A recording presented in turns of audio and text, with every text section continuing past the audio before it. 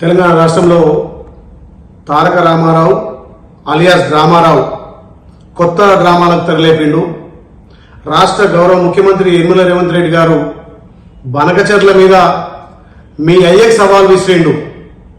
బనకచర్ల మీద అసెంబ్లీలో చర్చకు రమ్మని చెప్పి మీ అయ్య కేసీఆర్ కు సవాల్ విసిరితే నువ్వు ఒక బచ్చగాడివి, నీ స్థాయి మరిచి ఒక రాష్ట్ర ముఖ్యమంత్రి హోదాలో ఉన్నటువంటి గౌరవ ముఖ్యమంత్రి శ్రీ యనమల రేవంత్ రెడ్డి గారిని ఇవాళ ప్రెస్ మీట్కి రమ్మనే దమ్ము ధైర్యం నీకు లేదు.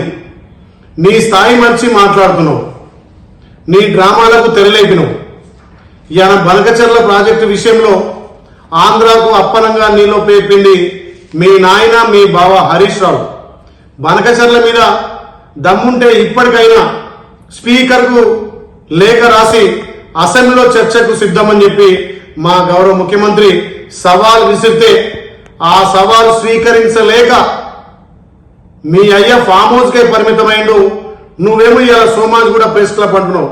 ఒక గౌరవ ముఖ్యమంత్రి, మంత్రులు, ఎమ్మెల్యేలు ప్రజలిచ్చిన తీర్పుతోటి అసెంబ్లీలో చర్చకు రమ్మని మేమంటే నువ్వేదో సోమాజ్ కూడా ప్రెస్ క్లబ్ అని ఇలా చిల్లర మల్లర మాట్లాడుతున్నావు. కేటీఆర్, కాంగ్రెస్ పార్టీ రైతులకు ఏం చేసింది అంటున్నావు.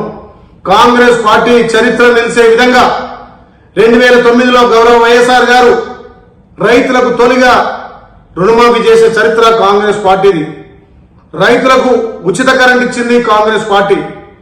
ఇవాళ భారతదేశంలో అత్యధిక ప్రాజెక్టులు కట్టింది కాంగ్రెస్ పార్టీ. ఇవాళ మీ అయ్య కూలిపోయే కాళేశ్వరం కట్టినా గాని ఆ కూలిపోయే కాళేశ్వరానికి ఎస్ఆర్ఎస్పీ ద్వారా నీళ్లు అందించింది కాంగ్రెస్ పార్టీ. ఇవాళ నాగార్జున సాగర్ గాని, శ్రీశైలం గాని, జూరాల గాని, నెట్టంపాడు గాని, కోయల్ సాగర్ గాని, దేవాదుల గాని అలా మొదలు పెడితే ఎన్నో ప్రాజెక్టులు కట్టింది కాంగ్రెస్ పార్టీ.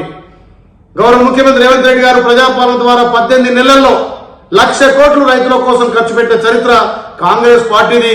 ఒక్కసారి చరిత్ర చదివి మాట్లాడాల్సిందిగా కేటీఆర్ హెచ్చరిస్తున్నాం. కేటీఆర్ ఒక డ్రామారావుగా డ్రామాలకు తెరలేపిండు. ఇలా మా ముఖ్యమంత్రి ఢిల్లీకి పోయింది చూసి ఇలా పారిపోయినట్టున్నావు.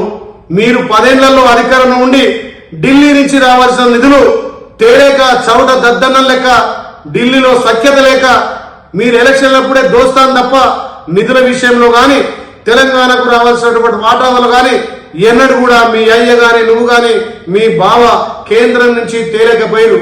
ఇవాళ మా గౌరవ ముఖ్యమంత్రి, మా మంత్రులు విదేశ పర్యటనలో పోయి విదేశం నుంచి ఎన్నో వేల కోట్ల నిధులు తెచ్చి ఇవాళ తెలంగాణ అభివృద్ధి చేస్తున్నారు.